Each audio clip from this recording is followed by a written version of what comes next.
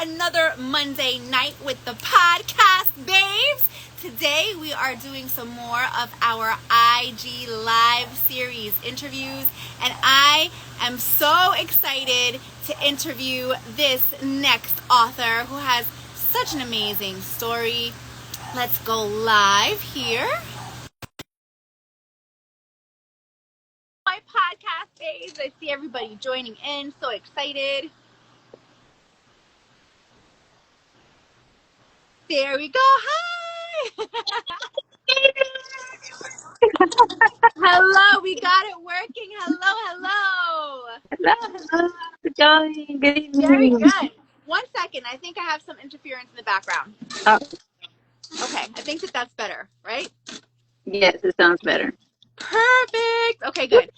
So this, my friends, is Violet Detre, such an amazing part of Podcast Babes. I want to lead with how you have been such a influential person within this whole process, and that your generosity, not only with yourself, but with your husband, bringing all your knowledge, because you are already an established best-selling author.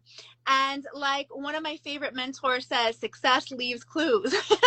And so we have been looking to you to really create the strategy for this book. And I could not be more grateful to you for giving us all the tips that you've given us, not only for marketing strategy, but formatting strategy, hints on where to go for formatting and what to do and how to do it, and watching your husband launch his book, which also went to bestseller, was such an amazing experience for all of us in the Podcast Babes. Like, thank you so much for everything that you have taught us and allowed us to share in with you. So thank you so much, Violet. Well, thank you so much for, letting me in your community and giving us all that value. I was learning a lot. I was very encouraged by all the women. It's like there's so much love and encouragement and support, and all those people that are here. Thank you for being here.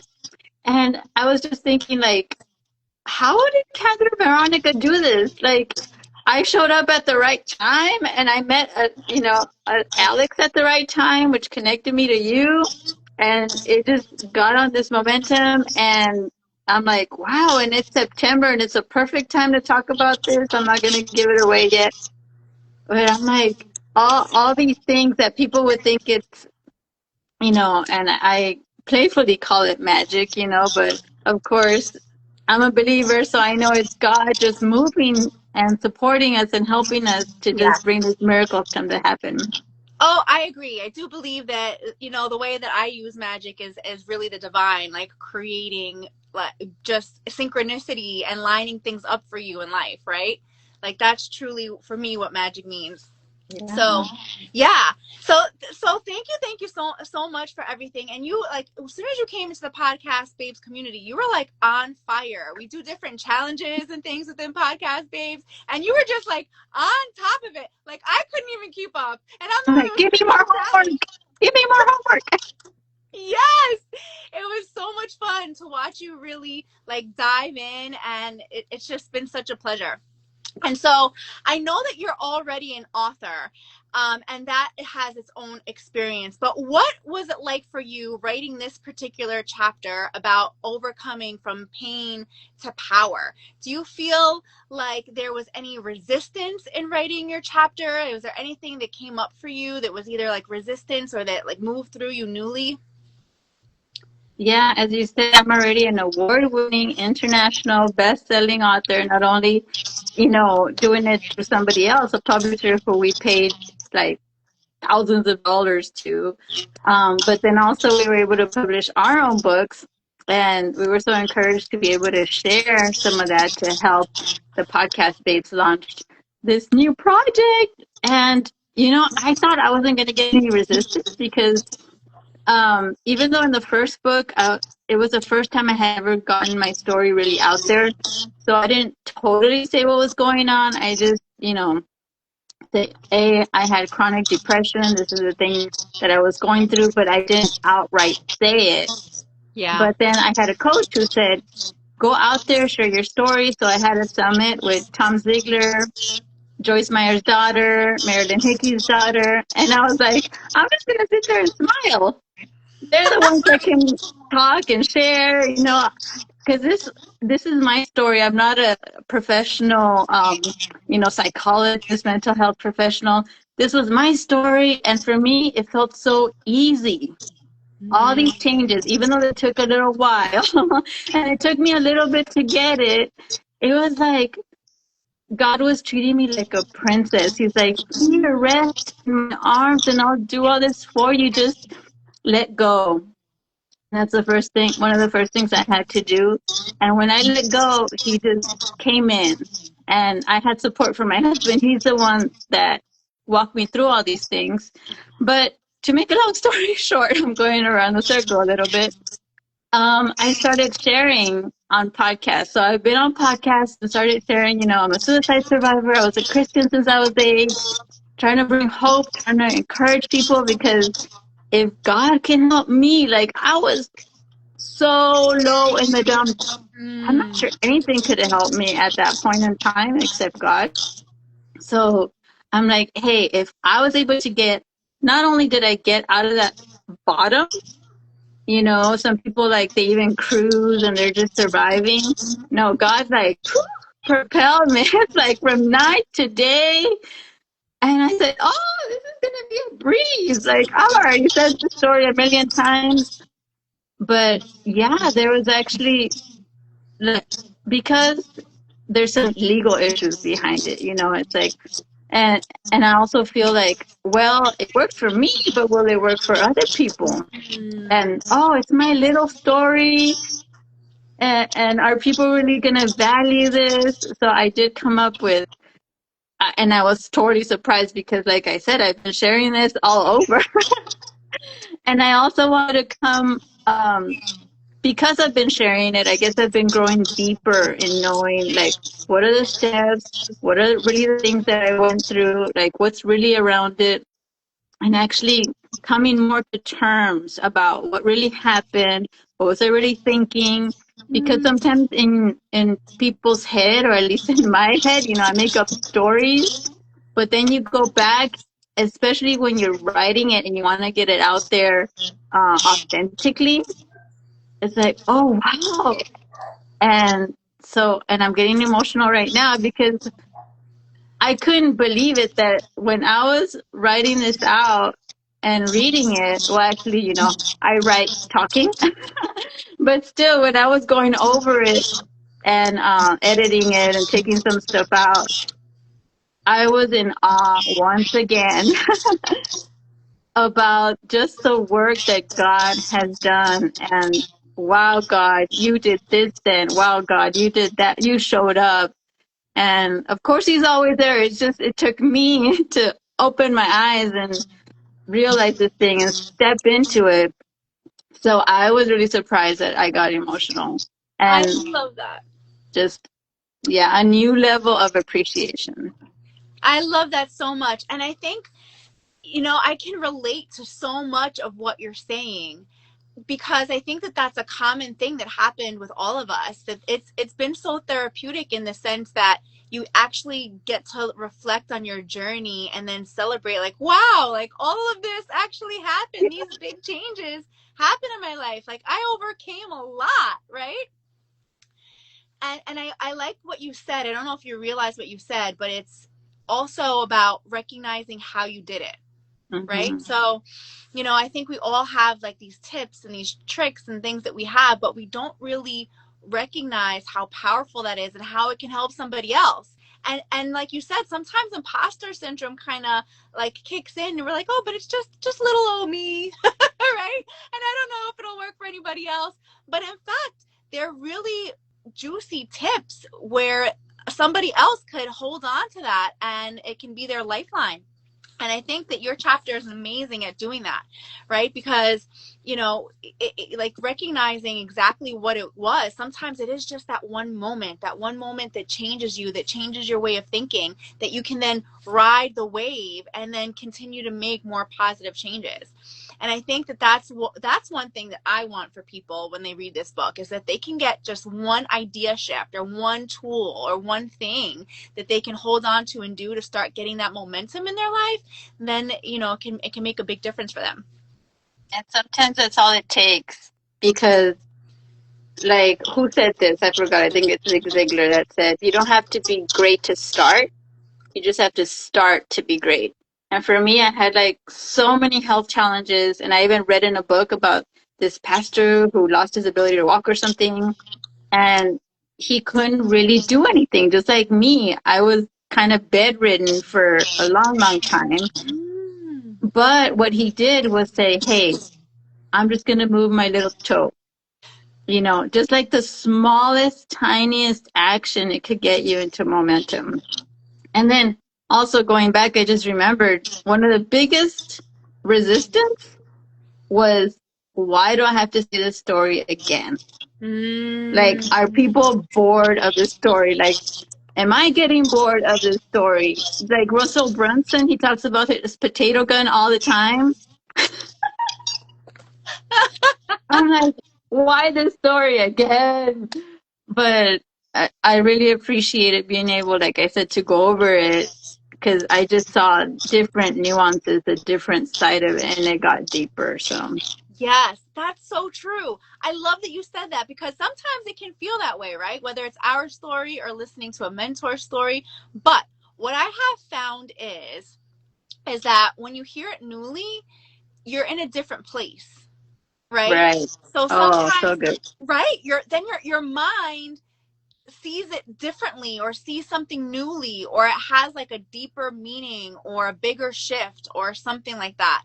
And then you change on a bigger level, or you make a connection that you never made before. And it could be the same story told in the same way with the same words, but for some reason it's the story that didn't change. It's you, right? Like, you changed. Exactly. You're on a different, a different way of thinking. And then 100.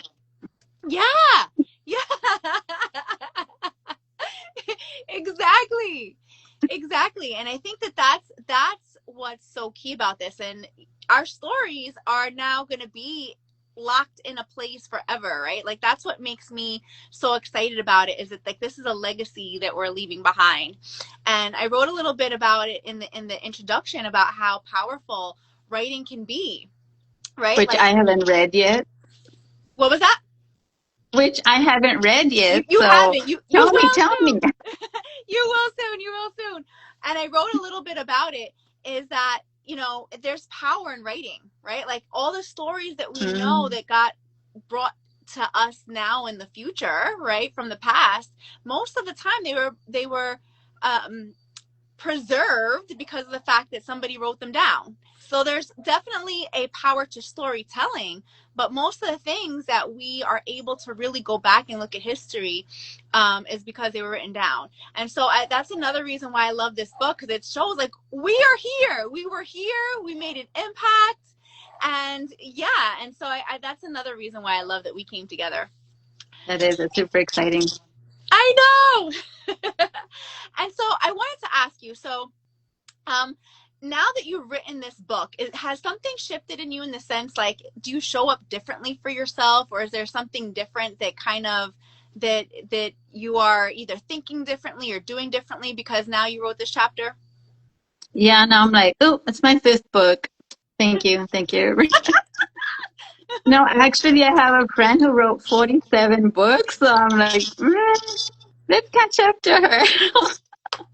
I love that. That's a great goal. But no, I love what you said about seeing myself as now in a different, you know, I want to say a different state, but, like, I've grown so much now that looking at my story back then, it's from a different perspective. And not only that, but being able to bring this value to people. And that's one thing that helps me, not only in writing books, but also writing speeches or whatever I do in entrepreneurship, thinking of that one person, thinking of the one that it's going to help, the one that it's going to touch, the one that's going to set on fire, the one that's going to help her roar. That is like a big, you know how in the Bible they said, hey, remember to build altars, set the stones so that when people come by, they remember. And it's good to remember your why, good to say, wow, I did this. And this is really special because I was a latchkey kid, so I wasn't really used to doing stuff with other people. And that's one of the things I love about Podcast Babes, that even though I'm kind of quiet in the WhatsApp, like everybody else is cheering for each other. Great job. They're like interacting a lot. I'm mostly like sitting back and watching. I'm like studying. Oh, wow. Is that how you're supposed to? I didn't grow up, or there was a big opportunity for growth for me to be able to connect with people and just open my heart to people because of the things that I went through. I didn't write this in the book, so hey, bonus everybody. and it ended up good now, But I experienced trauma. My great uncle molested me when I was young, so I built a wall, to protect myself. But then also it keeps me from opening myself up. So as I see you guys just pouring out to each other, it's just so encouraging to be like, okay, this is where I can be in the future. I'm not where I want to be yet, but hey, from all of your examples, I know that I can get there. Oh, I love that. And I that's what I love about Podcast Babes too, is that we do have so many women that are like powerhouses in their own right, in their own way, and we're always learning from each other. And I love that about us. And I'm so sorry that happened to you and your family. I actually have a similar story that I didn't write about in the book too. But that is part of like my purpose in life, right? Is really helping, because it happens more often than we like to admit, right? Unfortunately. And it does change. It shifts how a young girl thinks about herself and thinks about the world around her. Whether she's safe or she's not safe, and everybody like internalizes it differently and has it expressed differently in their personality and how they move through the world.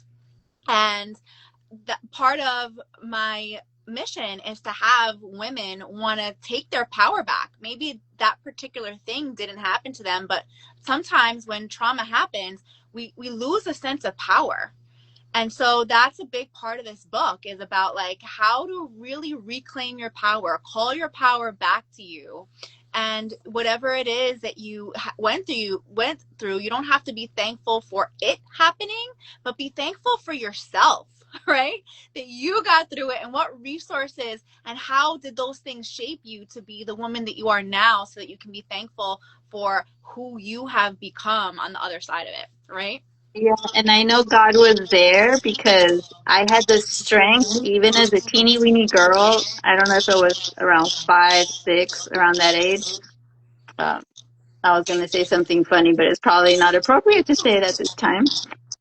But I was able to stand up for myself. So I said, hey, why are you doing that? And that's why he stopped. I love that. You're right. Reclaiming that power and standing up for yourself. Yeah. Absolutely. I have a similar story too. I won't talk about it in this time. You guys will have to tune in to more Podcast Babes to find out. But I just want to thank you so much, Violet, for coming and sharing a little bit about your story. If you want to hear more of what Violet has to say, you are going to want to join us on our book launch on October 18th, baby. We have the link in our bio. It's going to be amazing. We're going to have keynote speakers. We're going to have interviews. We're going to have tips. We're going to have a giveaway. So stay tuned and click the link in our bio so that you can come and hear more from Violet and from our other authors too. Thank you so much for coming, my love. Thank you. And also, since September is Suicide Prevention Month, I just want to say, if anyone out there, if you're in crisis or a loved one is in crisis, please dial 988. And someone is always there to help you find resources, and you matter. So thank you so much, Violet. Thank you. I love you so much. I'll see you soon. And all the viewers, stay tuned because we'll be right back with another author and interview them a little bit about their story. Thank you, Violet. Thank you.